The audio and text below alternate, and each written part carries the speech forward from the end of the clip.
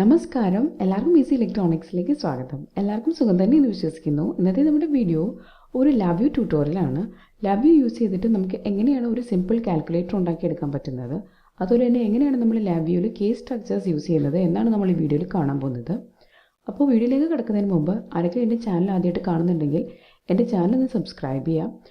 അതിനോടൊപ്പം തന്നെ അതിന് അടുത്ത് വരുന്ന ബെൽ ഐക്കൺ ഒന്ന് ക്ലിക്ക് ചെയ്യണം. മാത്രമേ ഞാൻ വീഡിയോസ് അപ്ലോഡ് ചെയ്യുന്ന സമയത്ത് ഉടൻ തന്നെ നിങ്ങൾക്ക് കാണാൻ പറ്റൂ. അപ്പോൾ LabVIEWൻ്റെ ഒരു ബേസിക് ട്യൂട്ടോറിയൽ നമ്മൾ നേരത്തെ ചെയ്തിട്ടുണ്ടായിരുന്നു.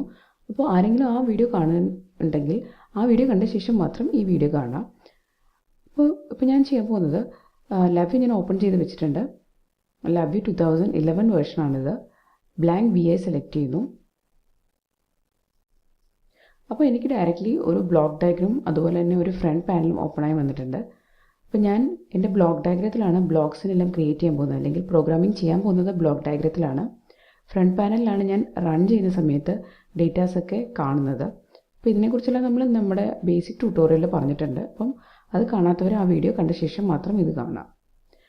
അപ്പോൾ ഞാൻ ഇന്നിവിടെ യൂസ് ചെയ്യാൻ പോകുന്നത് കേസ് സ്ട്രക്ചറാണെന്ന് പറഞ്ഞല്ലോ. അപ്പോൾ ആദ്യം തന്നെ ഞാനൊരു കേസ് സ്ട്രക്ചർ സെലക്ട് ചെയ്യാൻ പോവാണ്. റൈറ്റ് ക്ലിക്ക് ചെയ്യുന്നു. ദെൻ എക്സിക്യൂഷൻ കൺട്രോൾ എന്ന് പറഞ്ഞ ഓപ്ഷൻ ഉണ്ട്. അതിനകത്തുനിന്ന് കേസ് സ്ട്രക്ചർ സെലക്ട് ചെയ്യാം. ഡ്രാഗ് ചെയ്ത ശേഷം ഡ്രോപ്പ് ചെയ്യാം.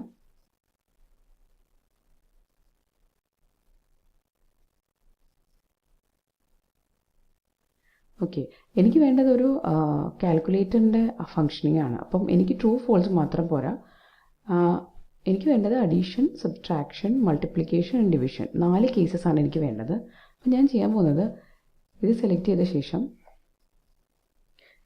ഇത് കേസ് 1 എന്ന് കൊടുക്കുന്നു. ദെൻ ഫോൾസ് എന്ന് പറഞ്ഞ കേസിനെ സെലക്ട് ചെയ്ത ശേഷം അത് 2 എന്ന് പറഞ്ഞു കൊടുക്കുന്നു. ഇനി അടുത്തത്, ഇനി കേസസ് ആഡ് ചെയ്യണമെന്നുണ്ടെങ്കിൽ ഇവിടെ കൊണ്ടുവന്ന് റൈറ്റ് ക്ലിക്ക് ചെയ്യാം. ദെൻ ആഡ് കേസ് ആഫ്റ്ററും ആഡ് കേസ് ബിഫോർ ഉണ്ട്. ആഡ് കേസ് ആഫ്റ്റർ കൊടുക്കാം. ദെൻ അത് 3 കൊടുക്കാം. റൈറ്റ് ക്ലിക്ക് ചെയ്യാം. ആഡ് കേസ് ആഫ്റ്റർ കൊടുക്കാം. അത് 4 കൊടുക്കാം. ഓക്കെ, അപ്പോൾ ഇത്രയും കാര്യങ്ങൾ ചെയ്തു. അപ്പോൾ ഞാൻ 4 കേസസ് ആഡ് ചെയ്തിട്ടുണ്ട്. ഇനി വേണമെന്നുണ്ടെങ്കിൽ നമുക്ക് ഡിഫോൾട്ട് കേസ് കൊടുക്കാം. ഓക്കെ, നമുക്കൊരു കാര്യം ചെയ്യാം. നമുക്ക് കേസ് 1ൽ അഡീഷൻ ആൻഡ് സിമ്പലിനെ ഡ്രാഗ് ചെയ്ത് ഡ്രോപ്പ് ചെയ്യാം. റൈറ്റ് ക്ലിക്ക് ചെയ്യാം. അരിത്മെറ്റിക് സെലക്ട് ചെയ്യുന്നു. അതിനകത്തുനിന്ന് ന്യൂമറിക് ആഡിനെ സെലക്ട് ചെയ്ത ശേഷം കേസ് 1ൽ ഡ്രോപ്പ് ചെയ്യുന്നു. ദെൻ കേസ് 2 സെലക്ട് ചെയ്യുന്നു. റൈറ്റ് ക്ലിക്ക് ചെയ്യണം. അരിത്മെറ്റിക് ഓപ്പറേഷൻ ന്യൂമറിക് സബ്ട്രാക്ട് ചെയ്യുന്നു. സബ്ട്രാക്ഷനെ സെലക്ട് ചെയ്തിട്ട് 2ൽ ഡ്രോപ്പ് ചെയ്യുന്നു. Then case 3 right click numeric multiplication. Then case 4 right click then ഡിവൈഡിനെ സെലക്ട് ചെയ്ത് ഇതിനകത്ത് ഡ്രോപ്പ് ചെയ്യുന്നു. അപ്പോൾ ഇപ്പം നമ്മൾ ചെയ്തത് 4 കേസസിലും എന്താണ് ചെയ്യേണ്ടതെന്നുള്ളത് നമ്മൾ ഡ്രാഗ് ചെയ്ത് ഡ്രോപ്പ് ചെയ്തു. ഇനി നമുക്ക് കേസ് 1 ഒന്നുകൂടി സെലക്ട് ചെയ്യാം. ദെൻ ഇതിൻ്റെ ഈ അഡീഷണൽ 2 ഇൻപുട്സ് വേണം. ഇവിടെ റൈറ്റ് ക്ലിക്ക് ചെയ്യുന്നു. ദെൻ ക്രിയേറ്റ് കൺട്രോൾ കൊടുക്കാം. അപ്പോൾ നമുക്കൊരു ന്യൂമറിക് വാല്യൂ വന്നിട്ടുണ്ട്. അതുപോലെ തന്നെ രണ്ടാമത്തെ പോയിന്റിലും ക്ലിക്ക് ചെയ്ത ശേഷം ക്രിയേറ്റ് കൺട്രോൾ കൊടുക്കാം. ഇപ്പോൾ 2 ന്യൂമറിക് വാല്യൂസ് വന്നിട്ടുണ്ട്. അതിൻ്റെ കറസ്പോണ്ടിങ് ആയിട്ട് ഫ്രണ്ട് പാനലിലും വന്നിട്ടുണ്ട്. അപ്പോൾ നമുക്കിതിനെ കേസ് സ്ട്രക്ചറിൻ്റെ പുറത്തേക്ക് ഡ്രാഗ് ചെയ്ത് വയ്ക്കാം. ഓക്കെ, ഇനി ചെയ്യേണ്ടത് ഇതിനെ ഇതിനകത്തേക്ക് കണക്ട് ചെയ്യാം.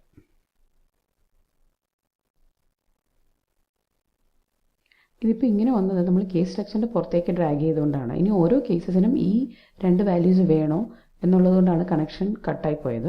അപ്പോൾ നമ്മൾ ചെയ്യേണ്ടത് ഓരോ കേസിനെ സെലക്ട് ചെയ്ത ശേഷം അതിനെ കറസ്പോണ്ടിങ് എന്താണോ, ഇപ്പം അഡീഷൻ ആണോ സബ്ട്രാക്ഷൻ ആണോ അതുപോലെ എന്താണോ അതിൻ്റെ ഇൻപുട്ടിലേക്ക് വയർ ചെയ്ത് കൊടുക്കാം. 1 സെലക്ട് ചെയ്തു. ഇനി അടുത്ത് 2 ആണ്. ഇതിനെ ഇങ്ങോട്ട് സബ്ട്രാക്ഷൻ്റെ ഇൻപുട്ടായിട്ട് കൊടുക്കാം. ഓക്കെ, അടുത്തത് 3 സെലക്ട് ചെയ്തു.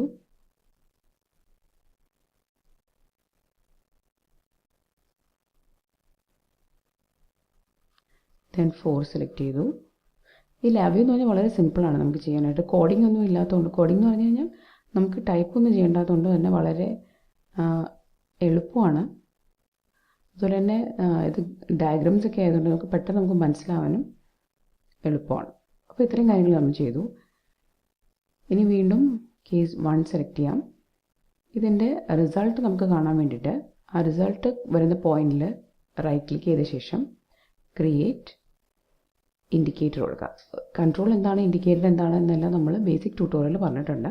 അപ്പം അത് ഒന്ന് നോക്കുക നമുക്ക് മനസ്സിലാക്കാൻ വേണ്ടിയിട്ട്. അപ്പം ഇതിനെ നേരത്തെ ചെയ്ത പോലെ തന്നെ ഈ കേസ് സ്ട്രക്ചറിൻ്റെ പുറത്തേക്ക് ഡ്രാഗ് ചെയ്ത് വെക്കാം. ഓക്കെ, അപ്പം നേരത്തെ പോലെ കണക്ഷൻ കട്ടായിട്ടുണ്ട്. ഇനി ഒന്നുകൂടി ഇതിനെ കണക്ട് ചെയ്ത് കൊടുക്കാം.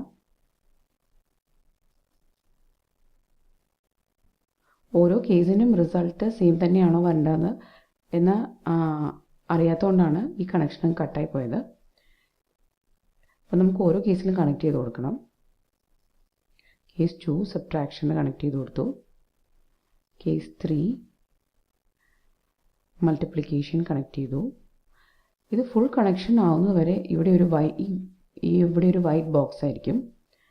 കണക്ഷൻ ഫുള്ളായി കഴിഞ്ഞ് കഴിഞ്ഞാൽ ഇപ്പോൾ ഇവിടെ ഒരു വൈറ്റ് ബോക്സ് ആണ്. കണക്ഷൻ ഫുള്ളായി കഴിഞ്ഞാൽ പിന്നെ അത് ഓറഞ്ച് കളറാവും.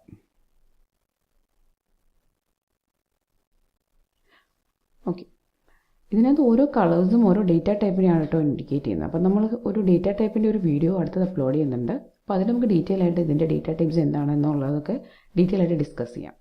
ഇപ്പോൾ എല്ലാം കണക്ഷനായി. ഇനി നമുക്ക് ഈ കേസിനെ കൺട്രോൾ ചെയ്യാൻ വേണ്ടിയിട്ടൊരു ഇൻപുട്ട് കൂടെ വേണം. അടുത്തായിട്ട് എനിക്കൊരു കേസ് സെലക്ടർ വേണം. അതിനുവേണ്ടി ഞാൻ ചെയ്യുന്നത് ഒരു ന്യൂമറിക് കൺട്രോളിനെ, അതായത് ഇതുപോലെ ഒരു ന്യൂമറിക് കൺട്രോളിനെ ഇവിടോട്ട് കണക്ട് ചെയ്യാൻ പോവാണ്. ഞാൻ തൽക്കാലം ഇതിനെ ഇങ്ങോട്ട് ഡ്രാഗ് ചെയ്തിട്ട് ഇതിനെ കണക്ട് ചെയ്യാൻ പോവാണ്. ഇങ്ങോട്ട് കണക്ട് ചെയ്തു.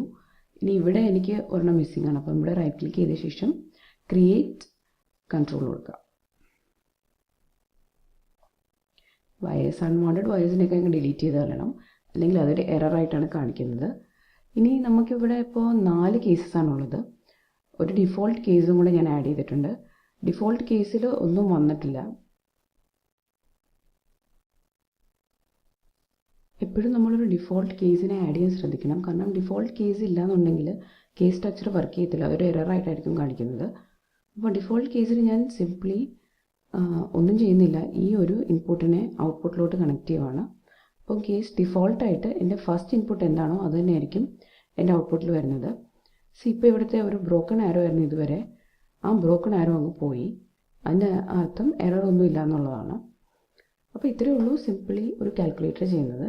ഓരോ നമ്പേഴ്സിനനുസരിച്ച് ഓരോ ഓപ്പറേഷനാണ്. ഇപ്പോൾ 1 ആണെങ്കിൽ അഡീഷനാണ്, 2 ആണെങ്കിൽ സബ്ട്രാക്ഷനാണ്, 3 ആണെങ്കിൽ മൾട്ടിപ്ലിക്കേഷനാണ്, 4 ആണെങ്കിൽ ഡിവിഷനാണ്. അപ്പോൾ എനിക്കിത് റൺ ചെയ്യാം. ഇവിടെ നമ്മൾ റൺ കണ്ടിന്യൂസ്ലി ആണ് കൊടുക്കേണ്ടത്, എന്നാൽ മാത്രമേ നമുക്ക് ഓരോരോ റിസൾട്ടിൻ്റെ വേരിയേഷൻ കാണാൻ പറ്റൂ. അപ്പോൾ റൺ കണ്ടിന്യൂസ്ലി കൊടുക്കാം. ഓക്കെ, അപ്പോൾ ഇവിടെയാണ് നമ്മൾ റൺ ചെയ്യുന്ന സമയത്ത് ഓപ്പറേഷൻസ് ഒക്കെ ചെയ്യേണ്ടത്. ഇതിങ്ങോട്ട് നീക്കിക്കാം. ഓക്കെ,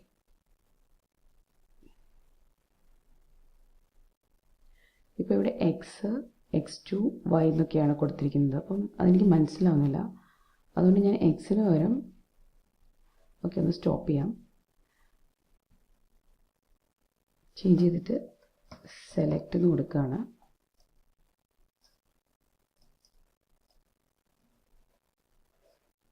ഓക്കെ, സിംപ്ലി എസ് എന്ന് കൊടുത്താലും മതി, എസ് ഫോർ സെലക്ട്. ഇനിയും വൈയും x2. അതിന് വരെ ഞാൻ ഇതിന് എക്സ് എന്നും ഇതിനെ ഞാൻ വൈ എന്നും കൊടുക്കാൻ പോവാണ്. ഓക്കെ, ഇനി ഒന്നുകൂടെ റൺ ചെയ്യാൻ പോവാണ്. Run continuously.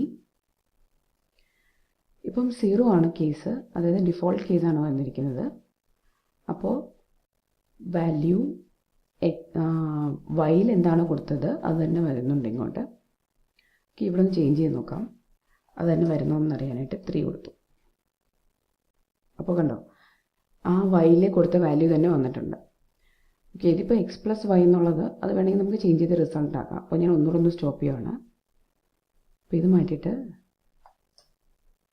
ഈ x+y മാറ്റിയ ശേഷം റിസൾട്ട് എന്നാക്കാം.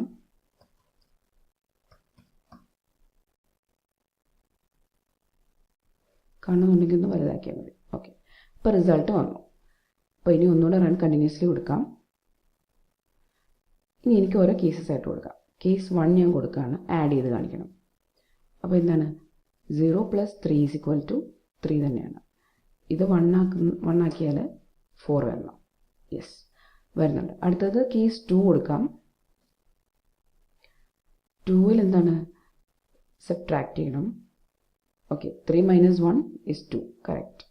അടുത്തത് കേസ് 3ൽ മൾട്ടിപ്ലിക്കേഷനാണ്. 1 × 3 = 3. ഇത് 2 കൊടുത്തു കഴിഞ്ഞാലോ 6 വരണം.